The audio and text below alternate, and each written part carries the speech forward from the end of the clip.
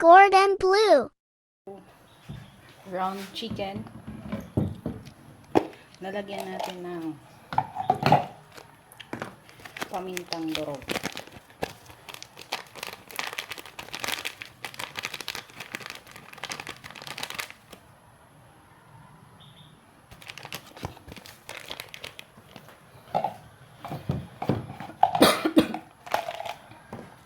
Asin.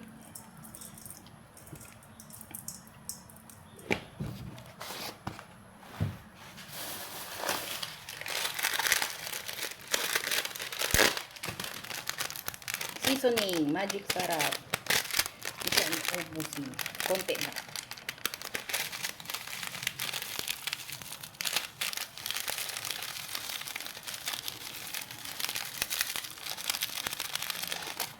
Then mix.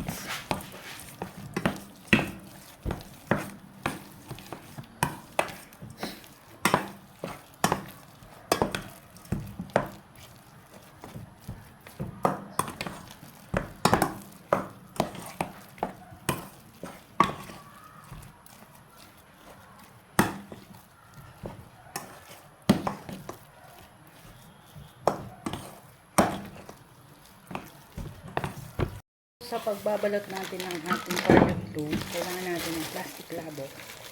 Pwede din naman cling wrapper pero wala ating cordon bleu. So, kukuha tayo ng isang spoon. Isang spoon, papantay natin yan.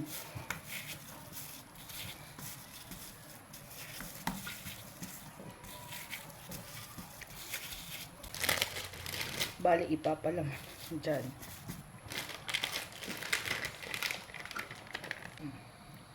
So, ilalagay natin dyan. Then, yan, nabalot na natin. Natagagan natin. So, ready na po tayo mag-ikot-ikot. Dapat maikot talaga natin ng husto yung ating cordon bleu.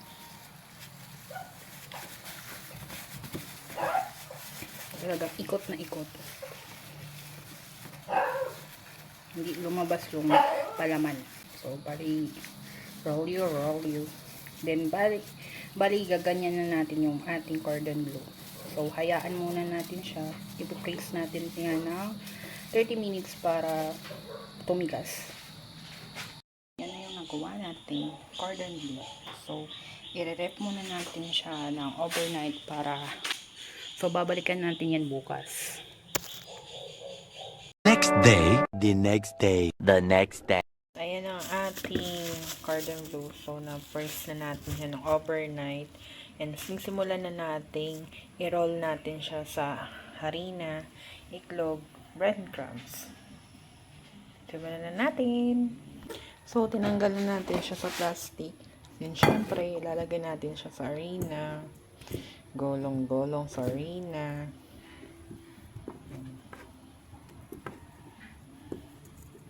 Tapos, punta tayo sa iklog.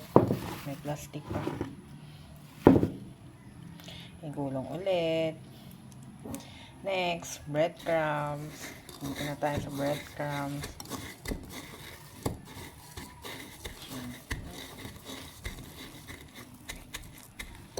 Coat na maayos para lahat talaga malagyan.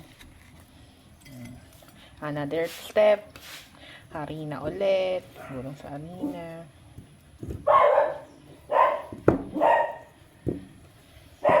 Iklog. Siyempre, breadcrumbs.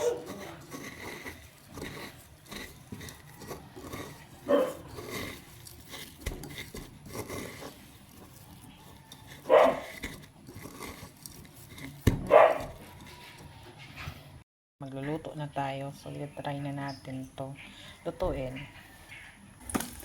So, mahinang apoy lang. Dahil dyan tayo magluluto sa fry.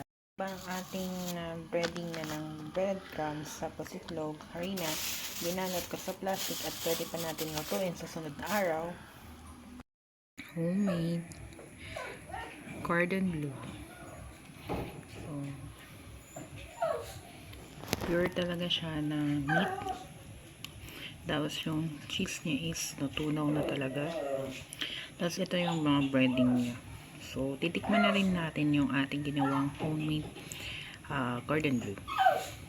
Tapos ko lang maligo guys. Ito, titikman natin tong ating ginawang cordon bleu. At may doy-doy pogi dyan na nakasilip. So, titikman na natin to. So, ganyan siya kalaki. So, pinuto natin to sa mahinang apoy para maluto talaga yung laman niya. Kasi pure talagang chicken linagay natin dito. Tapos, ham and cheese. So, wala nang daldal. Kakain na po natin. Ayan po si Dudoy Pogi. Dudoy!